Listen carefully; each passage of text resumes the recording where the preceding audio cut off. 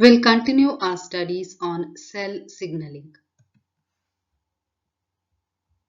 Most of the cell communicate with each other via extracellular signaling molecules that might be nitric oxide, steroids, retinols, fatty acids, derivatives, small peptides, proteins, amino acids, etc. Whenever the cell receives a signal from the extracellular signaling molecules, it always receives a signal in combination. Like see here, there are three signal which is in combination. So, a cell may require multiple signals like A, B, C, all these signals to survive the cell.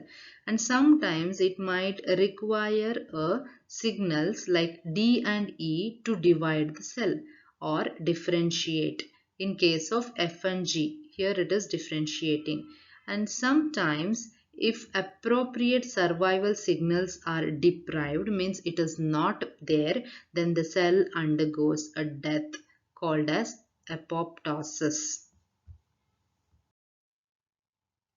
So there are different types of intercellular cell signaling, means the signal that is transmitted from one cell to another cell. This actually depends upon the distance of the cell, distance between the cell, whether the cell is far or near. Depending upon that, the classification of the intercellular cell signaling is being done. Like we all know that the cells where the signals are transmitted are not always beside with each other.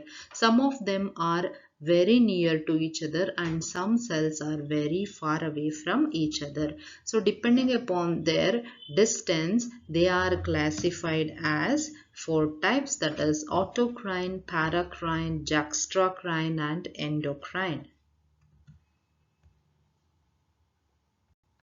Let's see in detail what is autocrine signaling is.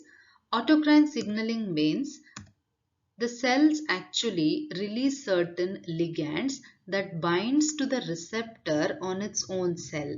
Like see, this is a cell which is releasing certain chemical molecules or signal molecules which is called as a ligand, and these ligand have a binding site on their own cell.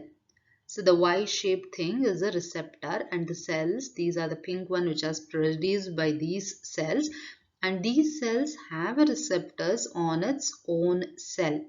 This seems quite odd, but autocrine signaling plays a very important role in many processes. Like it actually checks the organism to see whether the cells are developing in a correct tissues, and it also checks whether they are functioning in a proper manner, and this plays a very important role in cancer like metastasis.